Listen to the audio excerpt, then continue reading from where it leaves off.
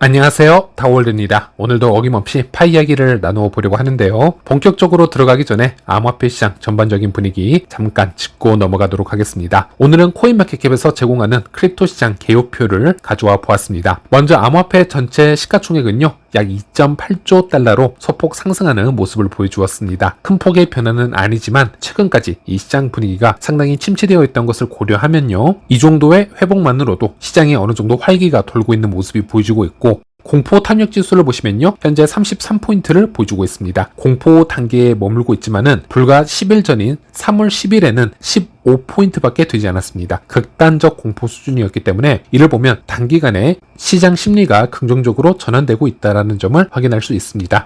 한편 비트코인 현물 ETF는 8일 연속 순유입을 기록을 하고 있고요. 물론 큰 양은 아니지만 기간 자금이 다시 유입되는 모습을 보여주고 있다는 점에서 우리가 의미를 찾아볼 수 있겠고, 다만 이더리움 ETF는 여전히 순유출을 지속하고 있어서 이 부분에 대해서는 시간이 좀 더 필요한 것으로 보여집니다. 또한 비트코인 도미넌스는 60%를 넘긴 상태인데요. 현재 시장은 알트코인보다는 비트코인이 주도하는 구도라고 우리가 확인할 수 있겠습니다. 또 시총 100위권 안에 이 상황을 보자면요, 큰 이슈들이 나오고 있지 않기 때문에 조금은 조용한 현재 장을 보내고 있고요. 조금씩 순환매가 돌고 있긴 하지만 이 또한 시장이 명확하게 불장 초입으로 돌입한 상황은 아니기 때문에 펌핑이 일시적으로 나온다 하더라도 바로 조정을 받게 되는 반복적인 패턴을 보여주고 있습니다. 지금 보시는 건 하루 기준 차트인데요. 파이도 오랜만에 플러스 초록색을 보여주고 있습니다. 파이는 최근에 가격이 많이 빠졌기 때문에 이 분위기를 반등시킬 필요가 있어 보이는데, 이번 하락을 일시적으로 막아놓은 상태이고요. 여기서 좀 더 힘을 내보기를 바라봐야 될 것 같습니다.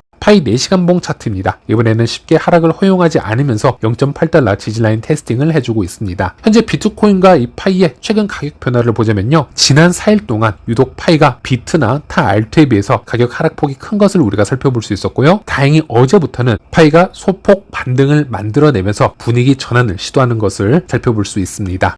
네, 이번에는 파이 내부적인 소식도 한번 살펴보도록 하겠습니다. 일단 가장 답답한 부분은 바로 파이코 팀이 현재 무엇을 하고 있나, 또는 추가 업데이트 발표는 언제쯤 나오는 것일까, 이런 부분이 되겠는데요. 최근 해외 개발자들에 의해서 조금씩 공유가 되고 있는 소식들 알려드리도록 하겠습니다. 일단 전체 코어 팀과 이 모도 회의가 계획이 잡혔습니다. 4월 말에 계획이 되어 있습니다. 이 회의는 니콜라스와 청디어 판이 직접 참여를 하고요. 이전에 수많은 질문들과 이슈들을 미리 정리를 해서 이 회의가 진행이 될 예정이라고 합니다. 아마 많은 이야기가 이 회의 때 나올 것으로 예상이 되고 있고요. 이번에는 4월에 정확한 날짜가 명시가 되었기 때문에 더 이상 연기는 없을 것 같고요. 기존의 회의는 3월로 예정은 되어 있었습니다. 하지만 최근에 코어팀에서 매우 바빴던 관계로 4월로 재조정이 된 것이 아닌가, 이렇게 우리가 예측을 해볼 수 있겠고요. 그리고 그 외에도 개발자들과 이 코어팀의 다른 질문들, 대화를 볼 수 있었는데, 예를 들어 파이 광고 네트워크는 언제 출시가 가능할 것인가, 이 광고 네트워크라는 것은 파이의 가치를 높여줄 수 있는 유용한 기능이기 때문에 빨리 출시가 될 수 있어야 된다, 이런 개발자들의 질문이 있었고, 여기에 대해서 코어팀은 여기에 대해서 최종 조율 중이고 곧 출시가 될 수 있기를 희망한다, 이런 답변을 또 볼 수 있었습니다. 또 다른 이 개발자의 질문을 보면요, 파이 브라우저에서는 현재 20개의 앱만 보이고 있는데 다른 앱들의 이용 시점은 언제냐라는 질문에 코어팀은 현재 수많은 앱들이 준비 중이지만 일단 파이 브라우저에 등록이 되기 위해서는 파이 개발자들에게 제공이 되고 있는 가이드라인 준수 사항들이 있고, 현재는 이 부분을 충족한 앱들로 우선적으로 파이 브라우저에 공식적으로 등록이 되고 있음을 코어팀이 알려주고 있습니다.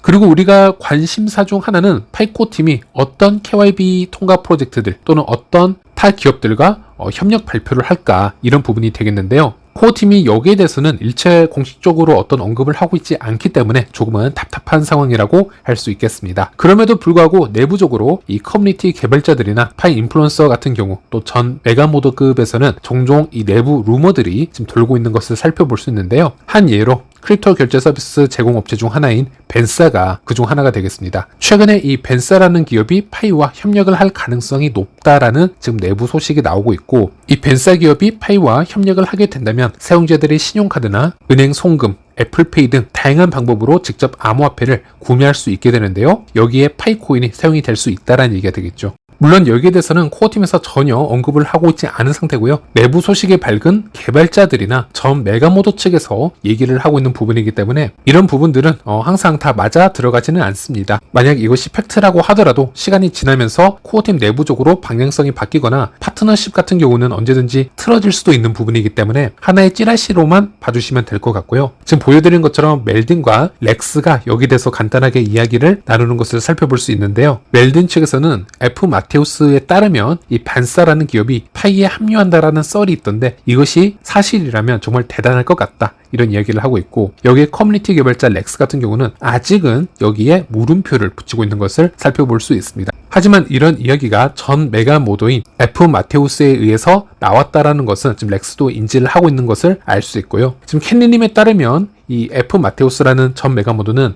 공유를 해주고 있는 소스 자체만 본다면 오히려 전 메가 모드였던 GOTM보다도 더 신뢰할 만하다. 하지만 이 반사 기업 합류 썰에 대해서 원본은 현재 다 삭제가 된 상태이고, 유출 문제에 민감해서 이게 삭제가 된 것인지 아니면 내부적인 내용이 바뀌어서일지는 모르겠지만 현재 이런 분위기도 존재하고 있다 정도로 한번 제가 공유를 해드리도록 하겠습니다. 그리고 X를 보면요, 최근에 후디니 스왑이라는 곳에서도 파일을 언급을 하고 있습니다. 여기서 좀 상세하게 설명을 하고 있는데요. 파일을 직접 리스팅하는 것은 아니고 저희는 애그리게이터의 입장으로 유동성 통합 플랫폼이고, 즉 후디니 스왑에 파일가 표시가 된다는 것은 이미 파일을 지원하는 기존 유동성 풀을 통해서 경로를 연결해 주는 것을 의미를 한다, 이렇게 좀 디테일하게 설명하는 것을 볼 수 있었습니다. 물론 이 프로젝트에 대해서도 지금 파이코 팀이 전혀 언급을 한 건 없고요. 이것도 역시나 미래 KIB 협력업체 발표나 추후 공지를 한번 기다려 봐야 될 것 같습니다. 현재 여러 덱스나 중앙화 거래소에서 파이를 지속적으로 언급을 하고 있는데요. 여기에 대해서도 앞으로 얼마만큼 많은 이 기업들이 파이의 KIB를 통과를 하고 협력을 할 수 있을지 좀 더 지켜봐야겠습니다.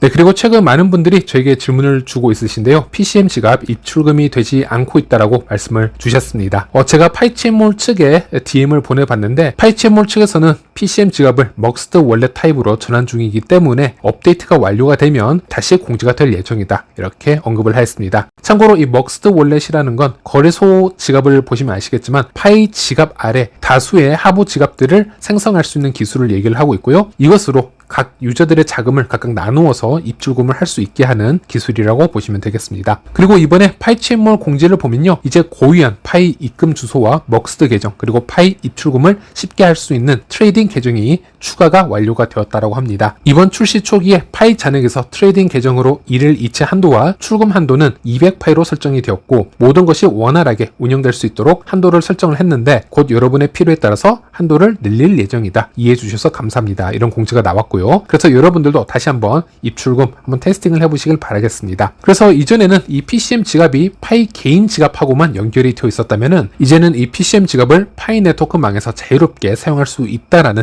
얘기가 되겠습니다. 그래서 제가 한번 PCM 지갑을 직접 사용을 해보았고요. 일단 구글 플레이 스토어나 앱 스토어에서 PCM 지갑 업데이트를 해주시면 되겠고요. 그리고 PCM 지갑 다시 접속을 해보시면 업데이트된 부분에 대해서 설명이 나오고 있는데 다 스킵을 해주시고요. 넘기시다 보면은 다시 로그인을 해주시면 되겠습니다. PCM 지갑은 계정 추상화 비수탁형 지갑이기 때문에 비밀 구절 대신 로그인이 이메일 주소와 비밀번호로 되어 있습니다. 그래서 꼭 이메일 주소와 본인이 생성을 해놨던 비밀번호를 사용을 해주시길 바라겠고요. 그래서 로그인을 해주시면요, 이렇게 하단의 두 번째 탭으로 이동을 해보도록 하겠습니다. 기존의 PCM 지갑에 있던 파이코인을 트레이딩 계정으로 옮길 수 있는 트랜스퍼 기능이 제공이 되어 있습니다. 하지만 저는 현재 PCM 지갑에 파이코인을 두고 있지는 않고 있기 때문에 따로 트랜스퍼 할 파이코인이 없습니다. 하지만 여기 트랜스퍼를 탭을 해보시면요, 이렇게 기존의 PCM 파이 잔액을 트레이딩 계정으로 옮길 수 있는 창이 뜨는 걸 볼 수 있고, 참고로 여기는 가스 수수료 0.01파이가 들기 때문에 가급적이면 한 번에 크게 다 옮기시는 걸 추천드립니다. 그리고 이번엔 오른쪽 상단에 트레이딩 계정으로 가보도록 하겠습니다. 여기에 입금과 출금이 있는데요. 이제부터는 파이 지갑이나 거래소 지갑에서 사용해왔던 방법대로 우리가 입출금을 사용을 해볼 수 있겠습니다. 일단 예로 제 비트겟 거래소에 있는 파이코인을 이 PCM 지갑으로 한번 보내보도록 하겠습니다. 그러기 위해서 PCM 지갑의 입금 주소를 알아야 될 텐데요. 입금을 탭을 해보시면 이렇게 거래소 지갑처럼 먹스트 어카운트 형식의 파이 지갑 주소가 나옵니다. 이것을 그대로 복사해서 비트겟 거래소로 가서 출금 주소에 붙여놓고 10파일을 제가 PCM 지갑으로 보내보도록 하겠습니다. 이렇게 출금 신청을 하면요, 비트겟 거래소 출금 수수료, 블록체인 수수료 모두 합해서 중에서 총 0.04파이가 제외가 되고요. 9.96파이가 PCM 쪽으로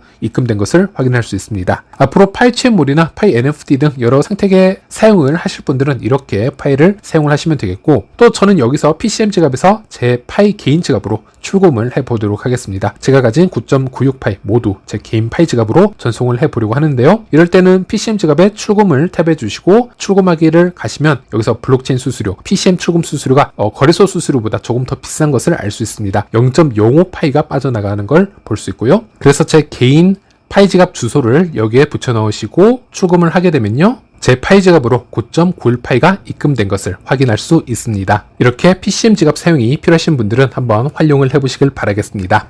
네, 그리고 코인게코 공식 계정으로 한번 가보도록 하겠습니다. 오늘의 인기 카테고리 탑6가 발표가 됐는데, 모바일 마이닝 카테고리가 크로스체인이나 지분 증명 등 카테고리를 제치고 24시간 동안 가장 핫한 카테고리로 선정이 되었습니다. 아무래도 최근에 파이가 거래소 상장이 되면서 모바일 마이닝 카테고리가 매우 핫해졌다라고 할 수 있겠는데요. 코인게코 기준으로 모바일 채굴 앱을 보면요, 파이를 제외하고 이 중 그렇게 유의미한 시총을 가진 프로젝트는 아직은 발견을 할 수 없습니다. 100위권 안으로는 파이가 유일하다라고 할 수 있겠고요. 참고로 크립토 시총이 100위 밖에 있다라면 정말 리스크가 큰 프로젝트 중 하나라고 보시면 되겠고, 이 모바일 채굴 프로젝트들은 보통 시총이 1000등에서 업앤다운에 있는 것으로 알고 있는데, 이 얘기는 가격이 급격하게 오를 수도 있겠지만 그만큼 아래로 크게 떨어질 확률도 존재한다라고 보시면 되겠습니다. 그만큼 전체적인 자금량이나 유저나 펀더멘탈이 상당히 적기 때문에 이 정도의 작은 시총을 가지고 있다라고 보시면 되겠고요. 그래서 파이의 거래소 상장 전에는 이 모바일 채굴 카테고리를 보면요, 상당히 미미한 자금력을 가진 카테고리 중 하나였는데, 현재 파이가 상장이 되고 나서 이번 코인게코에서 가장 핫한 카테고리 1위로 언급이 되었다는 점은 매우 흥미로운 부분이라고 할 수 있겠습니다.